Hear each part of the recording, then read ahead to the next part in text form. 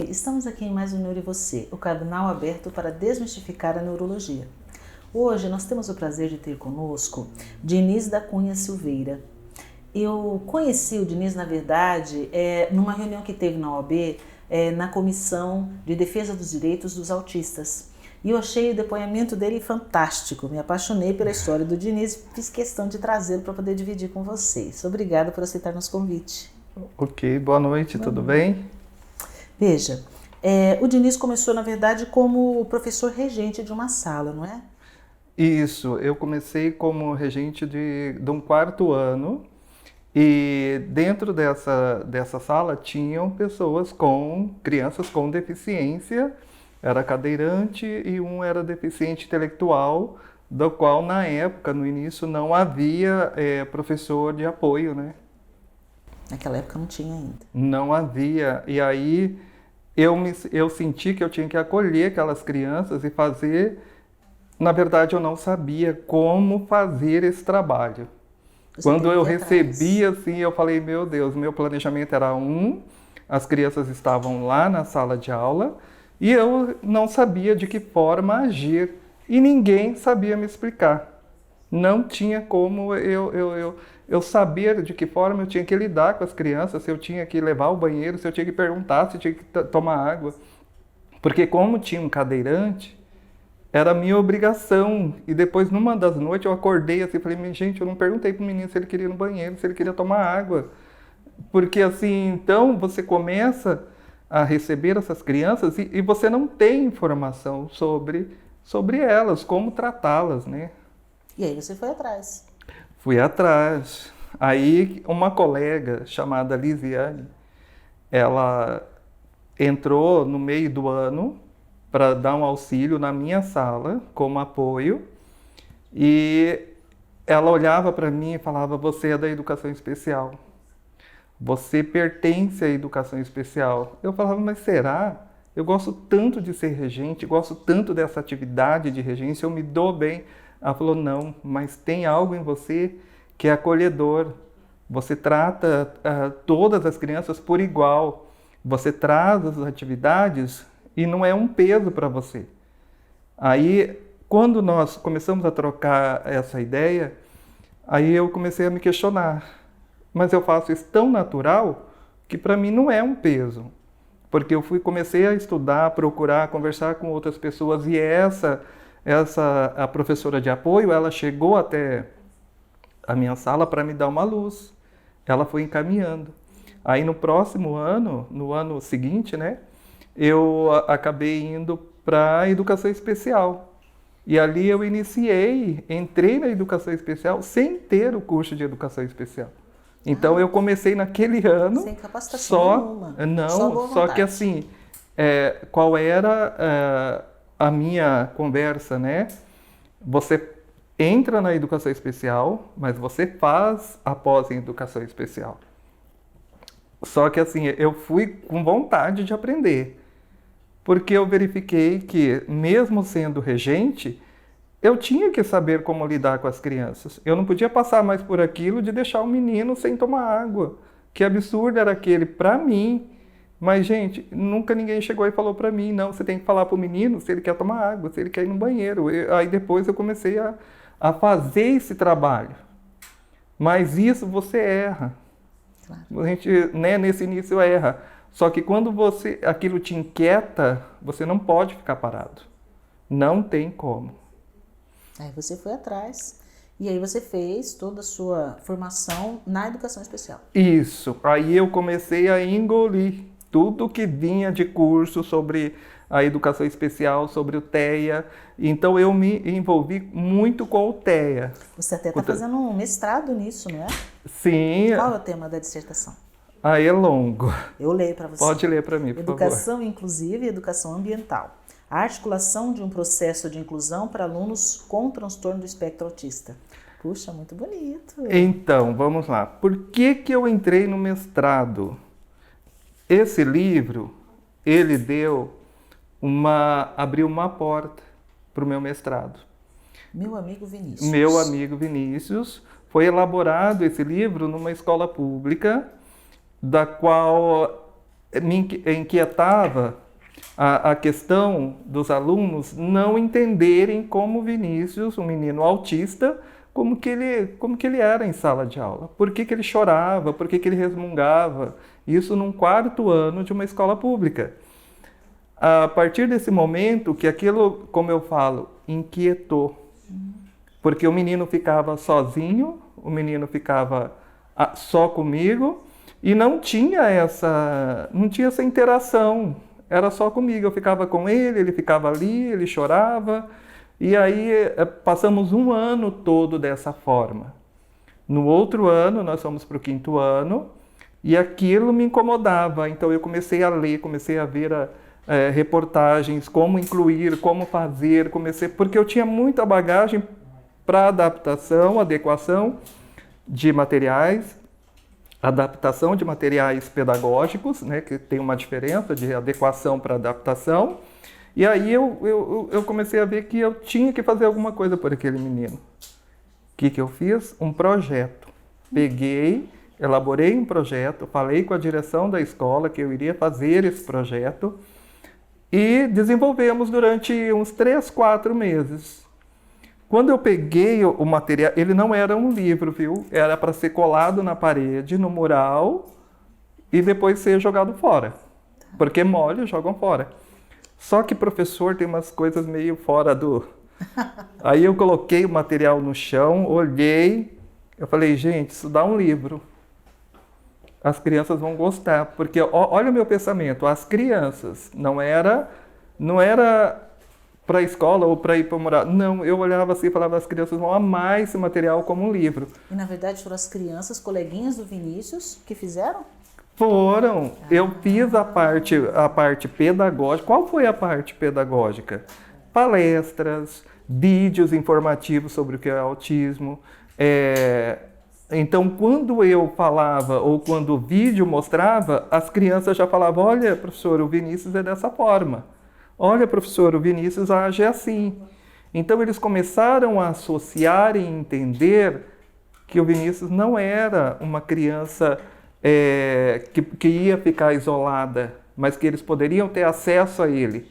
Então, cada vez que eu dava essa formação, as crianças amavam mais o Vinícius, e o Vinícius começou a interagir com eles.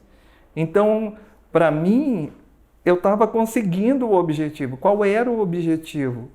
O Vinícius não era uma criança monstrinho, não. Ele tinha que ser social junto com os outros, brincar junto com os outros. Então, cada vez que eu via as crianças chamando ele, aquilo me deixava muito fortalecido. Faltava só, na verdade, conhecimento.